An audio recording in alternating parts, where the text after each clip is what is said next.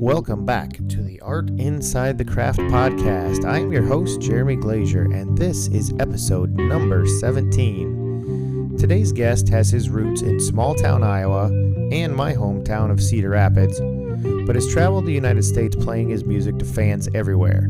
His 2019 album, Minus Thieves, was a tremendous record, and while Dickie had to shelve the tour because of COVID, he is now back out on the road sharing those amazing tracks. We spoke late last year and talked about his roots, the music scene in Cedar Rapids, his journey through all of it, and the incredible things that he's doing over in Des Moines with 2 New Shoes Studios. Billy Barton, who's Dickie's partner in crime on the drums and other ventures, also makes a couple of appearances. So let's listen into that interview with Dickie Prall.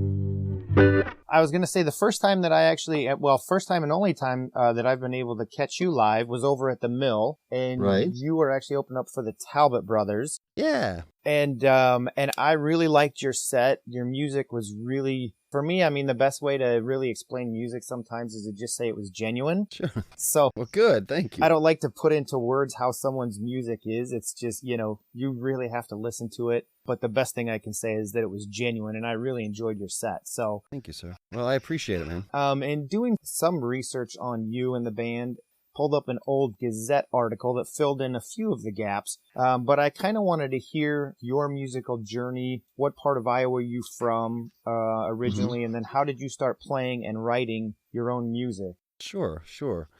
Well, I'm an old man, so I'll give you the truncated version of all this. So I grew up. I was born in Hannibal, Missouri, but we only lived there for like a year. And so we, after, kind of bouncing around Iowa a few places when I was younger, we wound up in Sheffield, Iowa. So I mean, that's basically where I grew up and graduated from, and ran away from is when I became an adult to go see what else was going on out in the world. So I didn't really do music, as a young person. I obviously loved music, but I didn't play. I wasn't, in bands or anything like that. It wasn't until I moved to Colorado and I was about 19 years old, I started kind of messing around with friends who were musicians and, singing drunk in their basements, that kind of thing. And then, I'd always loved it, but I'd never thought I could ever do it. And so I really kind of started taking it more seriously in my early 20s as far as like, can I do this? And how do I do this? And so I was, singing for some bands. And then finally I was like, well, I want to write my own stuff and do my own thing.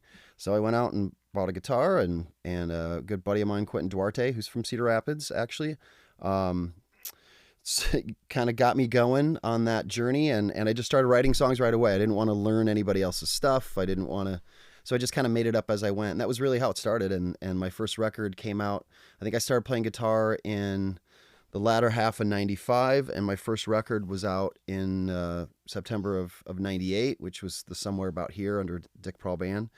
And that was it. We were up and running from, I guess I was, and then various incarnations of whether it was the Dickie Prall Band, and then going into my second record was under Starch Martins, just because I never liked the name Dickie Prall Band, just kind of generic, and so put out a record under Starch Martins, and then that got confusing when I started doing a lot of solo work, and then just went back and released some albums as Dickie Prall, and to kind of get to modern times as I went and changed everything to Dickie, because it was it's really an ode to my mother who passed away in 2013, and that's what she called me growing up, and so it was just kind of like a time for a change, and like I said, an homage to her. And Dickie was formed in 2014, with the first record coming out in 2015, and then 2019 Billy came out with Minus Thieves. Now, is Billy also on here as well? Can you hear me, or Billy? I can hear you. Billy Barton, you down for this? Yeah. Yeah. So if he can hear me, Billy, I guess what do you play? What do you do in the band? Where did you come from? When did you start playing? All that. Sure, the whole thing. Well, I guess to start, in the band at least, I got signed on as the drummer and background vocals. And I am a multi-instrumentalist, so I bring a lot of that to the table as well now, as we've been, as we did Minus Thieves, which is the first record I did with Dick so far. And so I did some guitar work on there, but mostly drums. And then I'm an engineer, audio engineer, so I do a lot of reworking of backing tracks that we do live. So, flying in some bass and some textural type sounds that just really fill a room for, a two-piece. You wouldn't expect it to be so big. Right. So I also do that. But I'm originally I've moved around a lot, but I'll just say I'm originally from Traverse City, Michigan. That's where I spent most of my formative years, I think. And I guess I don't know, I've always been kind of musical.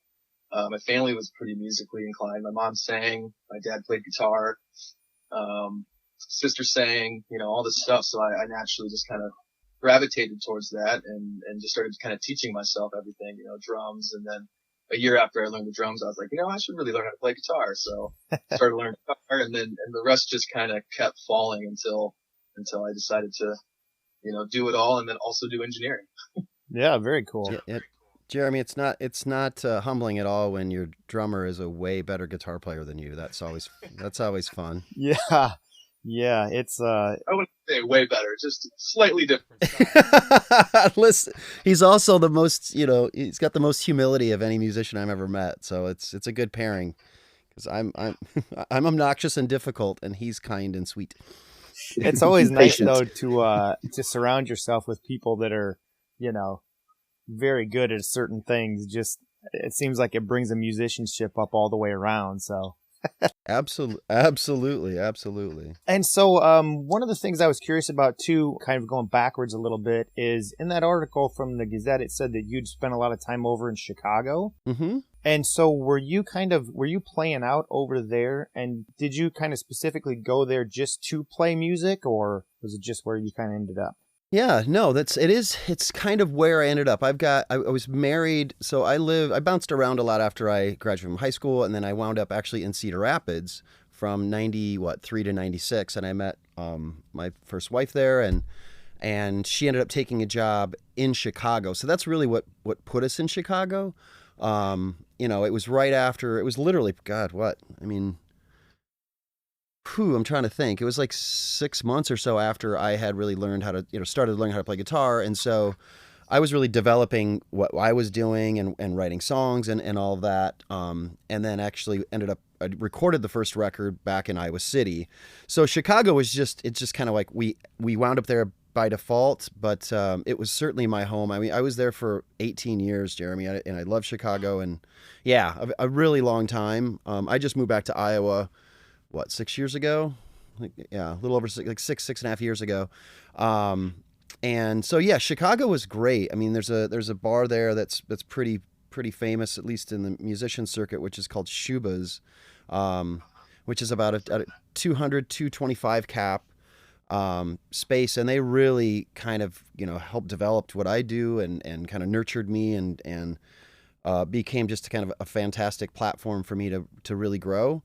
And from that, developed what kind of ended up being, who and what I am, and started touring, nationally and doing that whole thing. So Chicago had been home for quite a long time and means a ton to me. So, I just, like I said, I just kind of wound up there and then developed my skills or lack thereof and went out into the world to see what I could pull off. So I'm kind of getting to a specific question here in a second, but after that, you opened up the Dick's Tap and had a stage area called the Shake Room, which I've been in the venue that's now there. Yes, Moco. Yep. And you had kind of set that up. Well, it seems obviously from the article, I'd like you to explain it, but from the article, it says you kind of set that up as a place for musicians who want to play original music. To come in and kind of have more of a listening room than what we have over here in Cedar Rapids, which is people coming in to drink and make noise and party and have fun, which is fine, while somebody mindlessly plays cover songs in a corner. Right. Very eloquently stated, Jeremy. I like it. So what, at that time, I guess, what were you trying to do, creating that space, or what was your ultimate goal, I guess, for that particular spot? Running it through the filter in my head, I just keep hearing the question, what were you thinking, Dick? And this is what I was thinking. So I wound up back in Iowa due to personal reasons. I guess mentioned my mother had passed away, and my stepfather passed away just a few weeks, like 3 weeks after that. And I was out was gone all the time because I worked for the band Wilco, so we were touring the world and doing that thing. And so when my parents passed away, and then my second marriage was falling apart, not to get too too personal here, but just to set it up as like shit was really going sideways. And so I had a buddy of mine who encouraged me to kind of take a breath and move back to Iowa and be close to family and friends and just kind of reassess what I was doing with myself. Because I missed a lot of birthdays and special events and all these things because I was not only a touring musician, but worked for a touring band. And so from that, I just was like, friends of mine would be like, man, you should open a venue here because like we don't have original music, and we were all of the same mindset, right? Originals and a place for artists to grow. And I knew Dennis Mahoney, and we connected on this idea of me buying the place, and that's really how it happened. It was just, I was like, well, if I'm going to be here in Iowa, I want to, I'd like to do something. I'd like to contribute to the culture and contribute to the, the art community. And that was really the intention. And it was a listening room. And it turned out to be, I just, without being, I don't know what's the word, without being unkind about my time there and the bar, it just wasn't the right fit, and it wasn't the right time. I would love to see any community like embrace original music, original artists, and help them develop. I just don't feel at Cedar Rapids, or the way I did it. It could have been a total failure on my part. Maybe I was just completely doing it wrong. It just didn't mesh, and it didn't take off. I know a lot of people want to say like, and I love them for saying, it's, the city was hard with you, and there was all that construction. Well, like that shit hurt, Jeremy, but like that's not what brought it down. It was the lack of support for coming to see original artists. Yeah. Let me say, you are completely right. This town is miserable for going to support original music. Yeah. So there you go.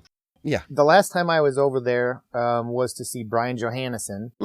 I love Brian. Yeah, who had just released his album, and I knew that he was going to be sitting there in the corner playing covers all night long with nobody listening to him. So, and I mean, he'll tell you the exact same thing. So, it's a very difficult music situation, which the question I had precluded to before was, why is Cedar Rapids, do you think, stuck in 1985 and only wants to hear hair metal? That's a great question. And I my opinion is, I think a big part of it, and I have to look at like when I had first lived in Cedar Rapids, I moved there and I was like 23 years old and ready to party and have fun. And Cedar Rapids is great for that. It's got bars that just, your shots are basically, 4-ounce pours, and, shit's cheap, and you just get your drink on and go guns. And I think you've got a lot of people moving from smaller towns and smaller communities coming to Cedar Rapids, maybe thinking they're kind of, moving to a larger community. And I don't think there's like a thirst for culture or a thirst for originality, just simply based on, and I don't mean this politically, but kind of based on a conservative, mindset, that things that are new or, that's kind of too different, and waiting for other people to like, is this cool for me to like? So I think there's that mentality, which I understand. I grew up in, to me, I grew up in a town of less than 1,000 people, right? In Iowa. And so when I came to Cedar Rapids and really started kind of being, involved in the community, I was like, this is just a giant Sheffield, Iowa. This is the biggest small town I have ever lived in. It does not have a city vibe, and that's fine if it doesn't want to be that. And that's the other thing. I mean, I want to make it apparent to anybody who's listening, from Cedar Rapids, that this isn't a knock. This is just identity and how I view it and what I think about it. And there's certainly a community and a contingency of people who want original stuff. They want to go, see shit, but it's not sustainable because there hasn't been enough to do that. Or again, like maybe just someone hasn't cracked the code on how to do it in a community like Cedar Rapids. But I think there's just like, people are comfortable with what they're comfortable with, and things kind of, maybe seem a little bit weird beyond that, which is fine. I mean, and it's not my scene, it just was like, all right, I tried here and I have no business being in this community. it's just very frustrating. For me as a music lover, it's, I mean, I have to go to Des Moines or I have to go to Moline or, those kind of places in order to hear people playing original music. It just doesn't happen here a lot. So musically, it's very frustrating to live from here. Unless you want to go see, like I said, hair metal cover bands, you can go to 6 different places tonight and probably find them. But to find one guy playing an acoustic guitar of original songs, you won't find it. Yeah, and I think, Jeremy, I think it's attached to this, like, Cedar, like if you want to party and have a, just a all out, flat out fun time, like Cedar Rapids is great for that. I made a lot of friends and had a lot of great, times in that regard, if that's what I was looking for.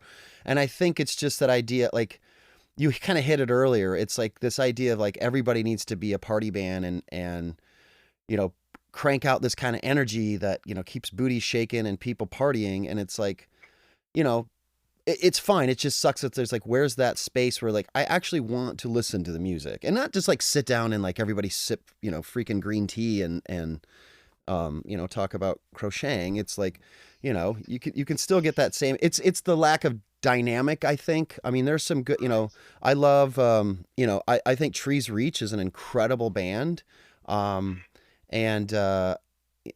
I just don't, I'm curious to know kind of what their plan is, like, because I think if a band like that went to a Nashville or an Austin or Asheville, like, I think it would really get a lot of traction. And I think that's the sadness to me about a town like Cedar Rapids. And it's very much in line with what I was trying to do with the bar is to develop artists, give them without them having to leave their home. You shouldn't have to move to Nashville to become, a musician who gets some traction on their original ideas.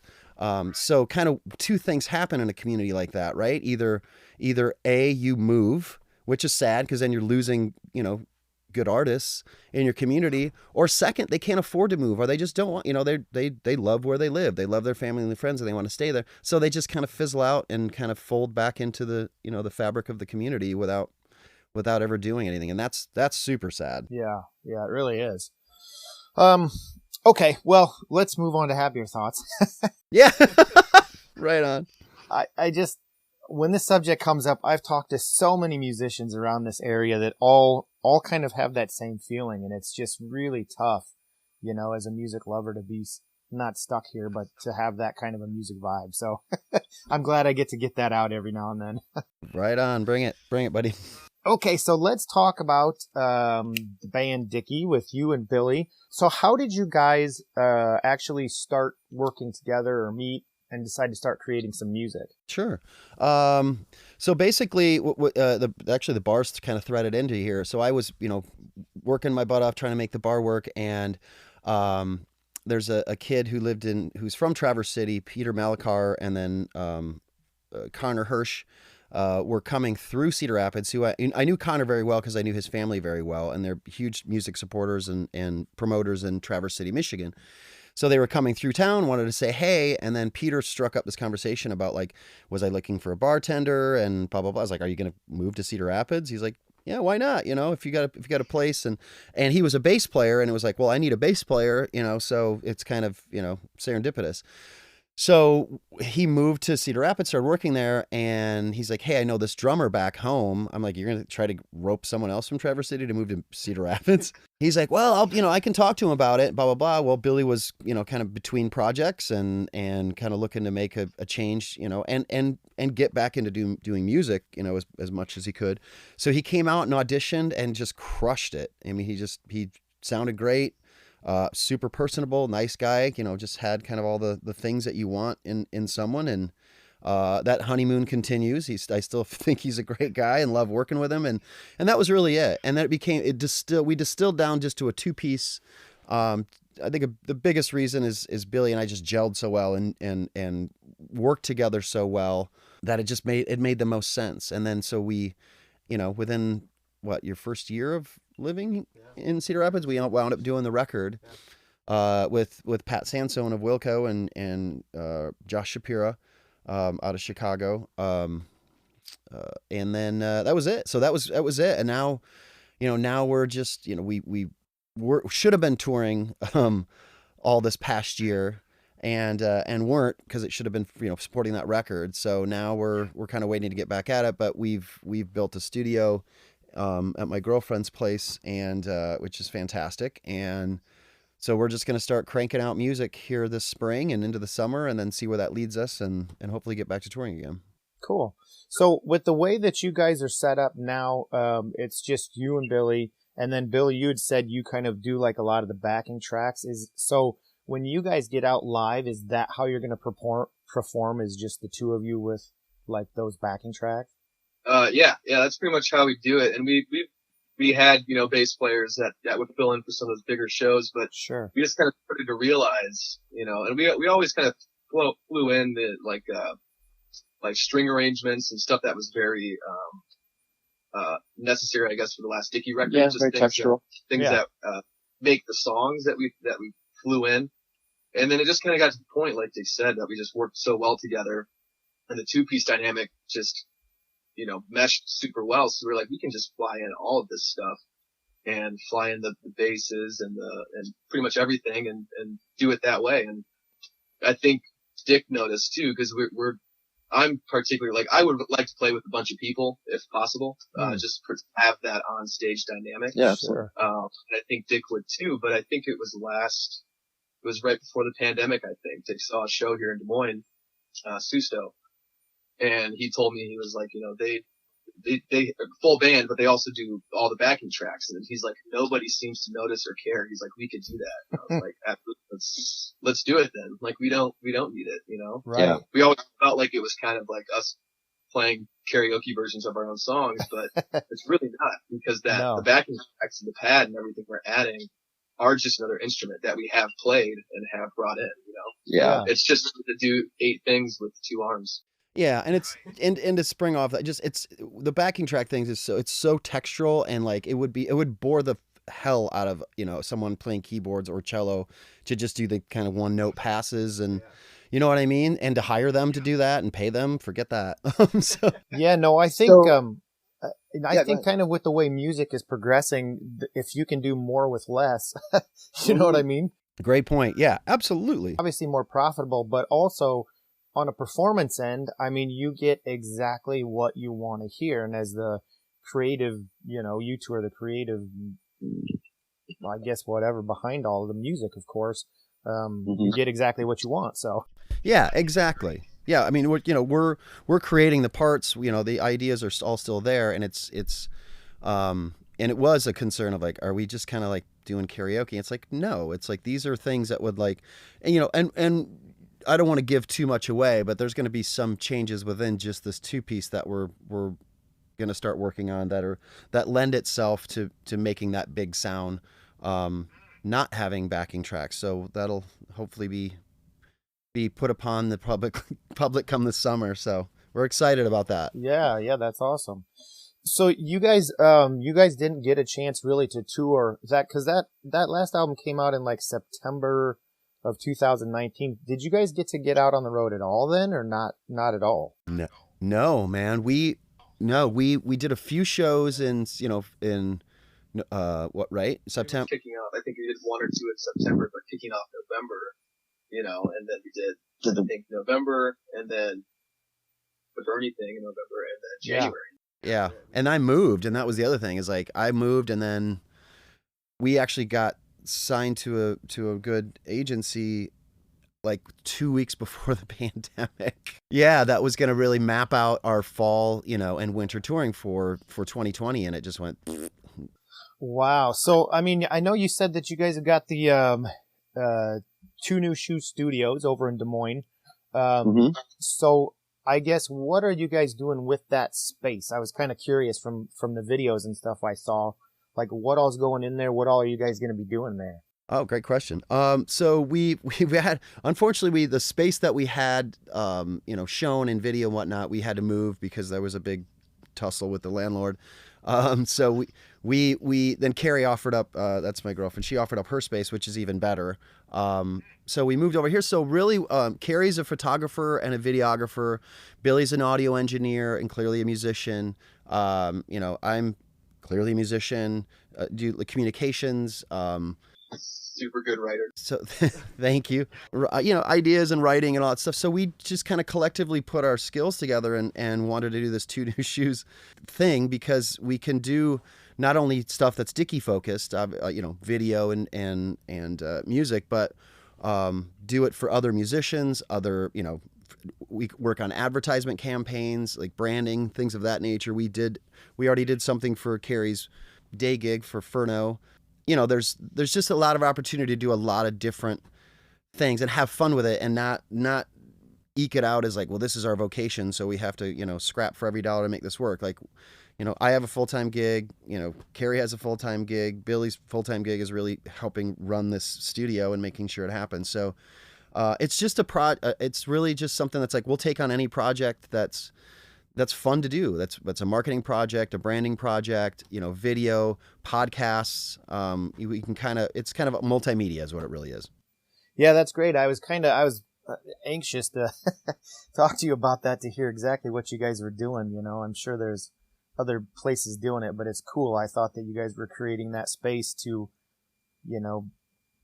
pop up a studio and kind of help other artists. I guess that's a really neat idea. Yeah, well, thank you. And absolutely. So any like young artists that are looking to do anything, get in touch with us, and we'd love to help out, And so what's coming up? I know because of COVID, it's so weird when I talk to people who've put out albums, because it's like, well, that came out in 2019. So what are you working on now? But you haven't really had a chance to get that album out in front of the public the way it should. So I guess what's your plan once things do kind of open up? Are you going to go back to pushing a lot of that album, or are you guys still continually writing for the next project?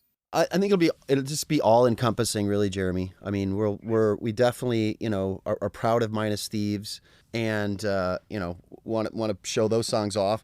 And then of course, we're super proud of like how we've reworked, the first Dickie record. And then we're really looking at reworking, even older songs from the catalog, and then releasing those songs along with new songs. So we're really not looking at doing like one, hey, we're going to drop an album at the end of 2021. Well, there'll probably be a lot of singles that come out and then accumulate to you over time. If folks are like, hey, why don't you throw that on a full record? And then we'll do that. I mean, in this day and age of like, digital and digital distribution and streaming, the album's kind of, I'm still a big fan of the album. Don't get me wrong. I love the feel of an album, but it's also, as far as like a commodity goes, it's not necessarily, the most bang for the buck. So, I think our ultimate goal is just to create whatever it is, new, old, different, throw it out there and have fun. Yeah. And tour our asses off once we can.